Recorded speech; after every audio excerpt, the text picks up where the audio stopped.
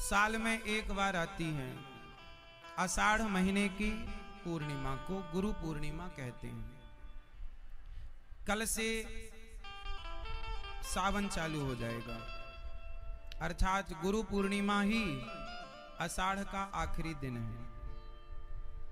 गुरु पूर्णिमा क्यों मनाई जाती है? आज के दिन वेदव्यास जी का प्राकट्य हुआ था, जन्म हुआ था। वेदव्यास जी कौन? जिन्होंने पुराणों को हम तक पहुंचाया।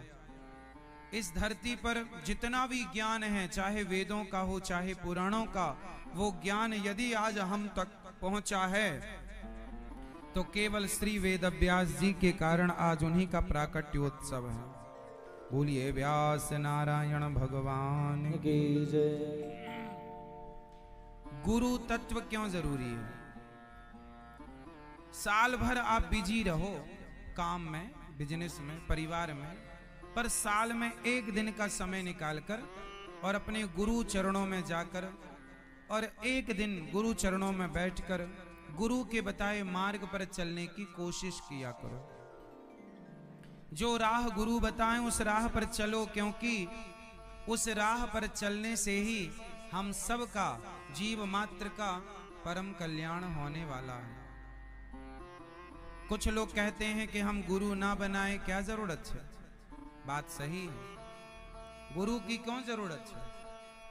रामचरितमानस में लिखा है, गुरु बिन भव निधि तरय न कोई, जो विरंचि शंकर सम होई। बिना गुरु के ज्ञान नहीं हो सकता। आप पुस्तकें कितनी भी पढ़ लो, पुस्तकें पढ़ के आप कितना भी याद कर लो, पर जो ज्ञान यथार्थ ज्ञान है वो गुरु के द्वारा ही हम सब तक पहुंचता है। इसलिए गुरु जरूरी है। गुरु ना हो तो समाज में कोई ज्ञान ही ना रह जाए, भटक जाए समाज। आज समाज यदि सुव्यवस्थित है, आज यदि कुछ लोग सत्य बोल रहे हैं, कुछ लोगों के अंदर दया है, कुछ लोगों के अंदर करुणा और भक्ति है, तो बताओ किसके कारण? यदि गुरु जन कथा सुनाना, उपदेश करना, सही राह बताना छोड़ दें तो फिर आप गलत राह पर ऐसे चले जाएंगे कि जब सही राह कोई बताने वाला होगा नहीं तो आने की कोई संभावना नहीं है। आज तो कम से कम ये है कि गुरुजनों के कारण कुछ लोग शराब छोड़ देते हैं, मांस छोड़ देते हैं, गलत संगति छोड़ देते हैं, गलत राह छोड़ देते हैं और सही राह पर चल पड़ते हैं, तो गुरुजनों की करुणा है। आज के इस युग में कुछ ही सही पर कुछ लोग जुड़े तो हैं, सीख तो रहे हैं, आधार तो है। जब कलयुग का अंत आएगा ना तो ये गुरु परंपराएं भी लुप्त हो जाएंगी। जब कलयुग का अंत आएगा तो ना कोई पुराण रह जाएगा, ना कोई वेद रह जाएगा। रह तो जाएगा मतलब आप जानेंगे नहीं कुछ, ना कोई सुनने के लिए सत्संग रहेगा, ना कोई सुनाने वाले रहेंगे, मनमाना हो जाएगा, परंपराएं लुप्त हो जाएंगी। हमारी जो परंपराएं हैं कितनी प्राचीन है, कहीं कहीं दूर दराज कहीं जीवित रहेंगी। हमारी जो अपनी परंपरा है, संप्रदाय है, वह श्री संप्रदाय है। जो मंत्र हम जपते हैं, जो मंत्र हम आप लोगों को गुरु मंत्र में देते हैं, वह वो मंत्र है जो माता लक्ष्मी जी भगवान के चरण दबाते हुए सदा जपा करती हैं। इसलिए इस संप्रदाय का नाम ही श्री संप्रदाय है। क्या नाम है? ये दास अनिरुद्ध किस संप्रदाय से है? तो श्री संप्रदाय। इस संप्रदाय से जो जुड़ता है उसके जीवन में कभी श्री मतलब लक्ष्मी की कमी नहीं होती, क्योंकि लक्ष्मी जी की संप्रदाय है ये बात बिल्कुल सत्य है कि श्री संप्रदाय में श्री रामानुजाचार्य संप्रदाय से जुड़ा हुआ व्यक्ति कभी धन धान्य के लिए मोहताज नहीं होता। माता लक्ष्मी जी की बड़ी कृपा होती है। हमारे आचार्य हैं श्री रामानुजाचार्य जी। हमारे आचार्य कौन हैं? श्री रामानुजाचार्य जी। श्री रामानुजाचार्य जी ने भगवान से कहा, आपको पता है श्री रामानुजाचार्य जी का शरीर आज भी है, शरीर आज भी है। आपने कभी दर्शन किया? नहीं। आप में से कितने लोगों ने रंगनाथ मंदिर के बारे में सुना है? रंगम, श्री रंगम रंगनाथ जी, देखा हो ना देखा हो, सुना होगा। एक दिन हमने बताया भी था आपको कथा में। नाथ में एक नाथ रंगनाथ भी है। मैया सोलो मेरी माँ, शुरू बैठते ही नींद आ गई मैया को। पूरी रात पंचायत करती हो, दिन में सो जाती है। कूलर की हवा क्या मिली, मस्त। सुनो, श्री रंगम, गोदावरी नदी के श्री रंगम दक्षिण भारत में रंगनाथ जी, वहां पर आज भी 1000 साल पुराना श्री रामानुजाचार्य जी 1000 साल पहले आए थे।